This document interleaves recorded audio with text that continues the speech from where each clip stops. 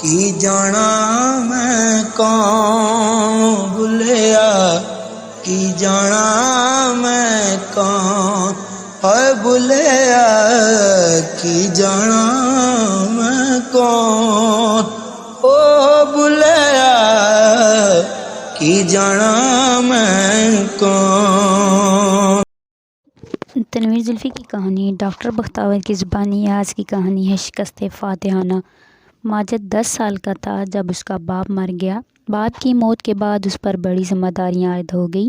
بچپن میں ہی اسے نوجوانوں جیسے کام کرنے پڑے۔ ہوٹل میں ملازمت سے لے کر بوٹ پالش تک سب کام اس نے کیے، لیکن اس نے اپنا سلسلہ تعلیم بھی جاری رکھا اور ایک وقت وہ آیا جب ماجد ایم اے کی ڈگری وصول کر رہا تھا۔ خوش قسمتی سے اسے ایک پرائیویٹ کالج میں لیکچرر کی جگہ مل گئی۔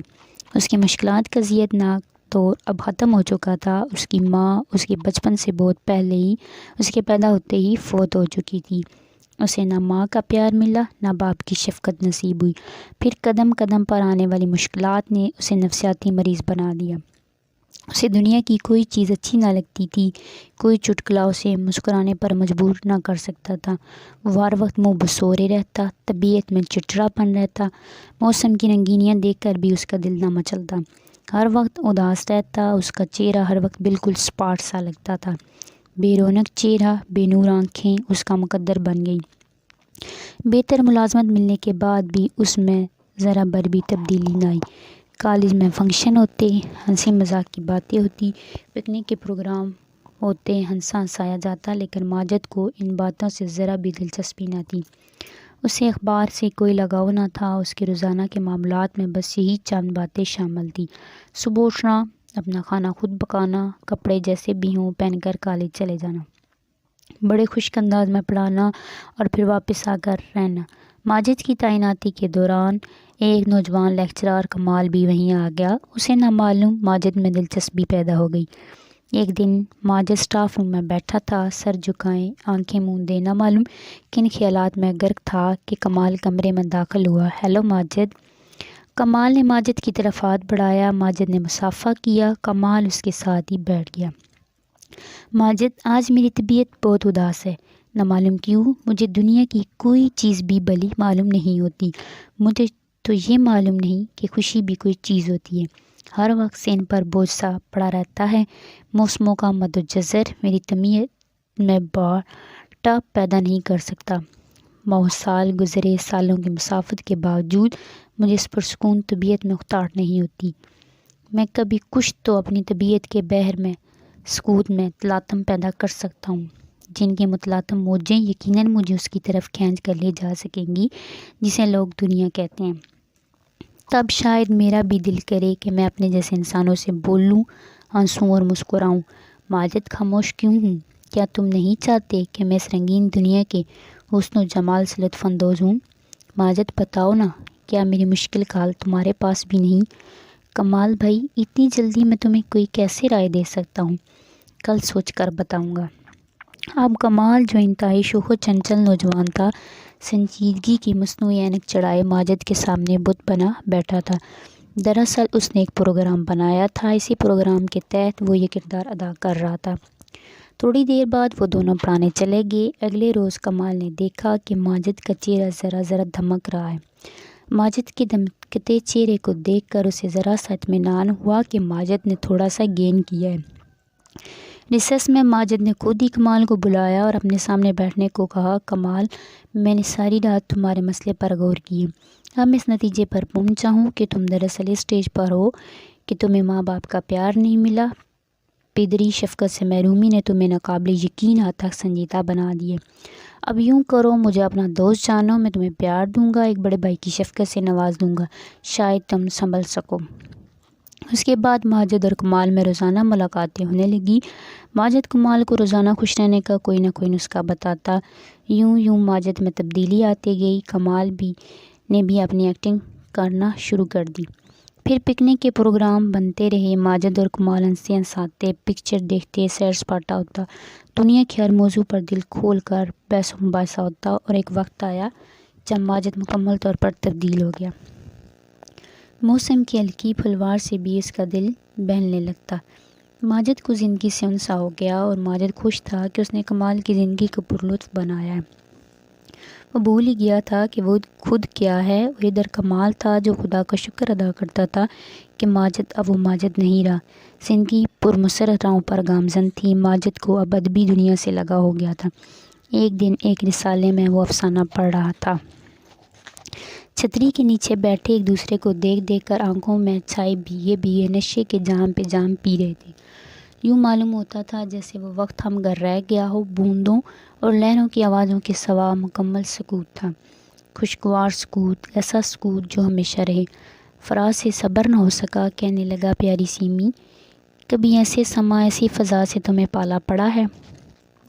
ٹھنڈی ٹھنڈی ہوا کے یہ جھونکے جو تیری بند زلفوں کو لہرا لہرا کر ان میں بوندوں کے موتی جڑ رہے ہیں، کبھی تم نے محسوس کیے ہیں؟ کبھی چندہ کو اتنی ماہتابیوں سے جلوہ گر ہوتے دیکھا ہے؟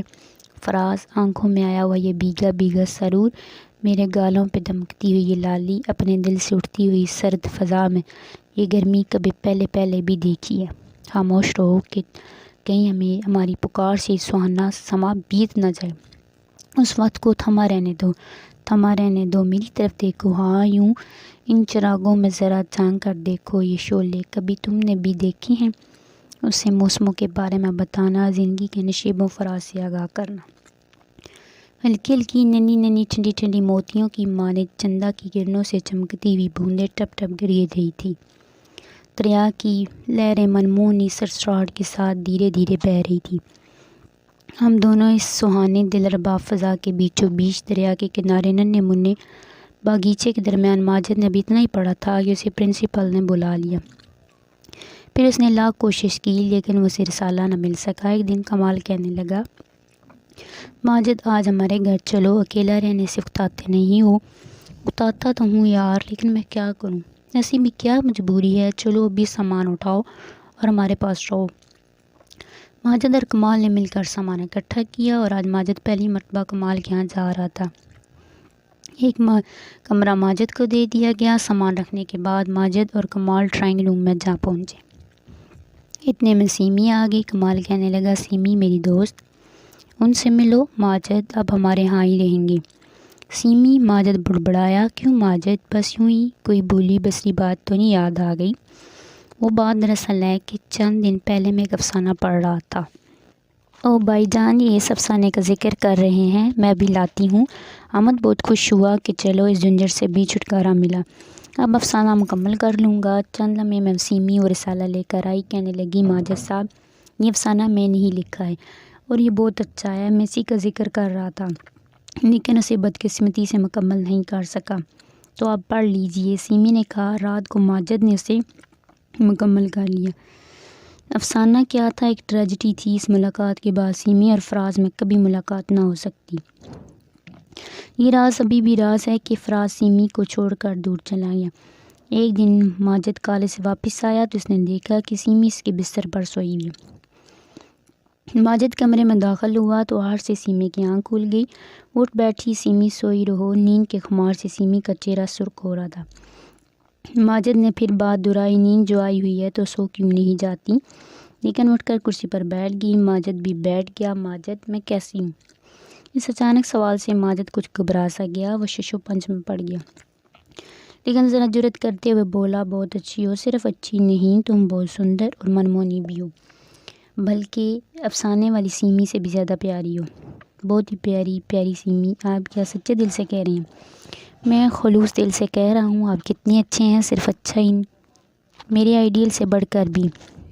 آپ وہ ہیں جسے سیمی فراز کو سمجھتی تھی۔ کیا آپ بھی؟ سیمی، تم کیا چاہتی ہو؟ نہیں کچھ نہیں پیاری، مت ٹالو، میں کہنا چاہتی ہوں کہ آپ بھی فراز کی طرح مجھے بھلا دیں گے۔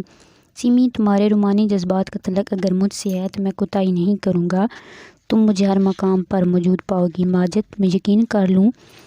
میری نیند سے بوجھل آنکھوں کو یقین دلا تو دو، میں مطمئن ہو جاؤں گی۔ سیمی اور ماجد میں برابر پیار بڑھتا رہا، منزل پہ منزل طے ہوتی گئی۔ ایک دن ماجد اپنے کمرے میں بیٹھا سیمی کا انتظار کر رہا تھا کہ سیمی آئی اور بیٹھتے ہی پھوٹ پھوٹ کر رونے لگی۔ ماجد اپنے رومال سے کرسی کے بازو پر بیٹھا آنسو پونچھتا جا رہا تھا۔ سیمی تھی کہ روئی جا رہی تھی۔ سیمی خدا کے لیے کچھ تو بتاؤ ماجد، تم سیمی کی زندگی میں دیر سے پہنچی ہو، تمہاری غیر حاضری لگ چکی ہے۔ ماجد تم دیر سے پہنچی ہو، سیمی اب کسی اور کی ہونے جا رہی ہے۔ سیمی یہ تم کیا کہہ رہی ہو؟ ہاں ماجد، تمہاری سیمی کسی اور کے مقدر کا ستارہ بننے والی ہے۔ کاش تم پہلے آ جاتے ماجد، تم اور کمال کچھ نہیں کر سکے۔ ابو نے جو کچھ کہا وہی کریں گے ماجد۔ پیارے ماجد مجھے بتاؤ میں کیا کروں؟ میں فراز کو تو نہیں بھول جاؤں، لیکن یاد رکھنا بھی تو کیسا ہے ماجد، خدا کے لیے کچھ تو بتاؤ۔ سیمی ماجد بھی پھوٹ پھوٹ کر رونے لگا۔ اب دونوں رو رہے تھے۔ ماجد سیمی کے آنسو پونچھ رہی تھی۔ سیمی بتاؤ، کچھ بتانے کے لیے رہا نہیں، کچھ نہیں رہا۔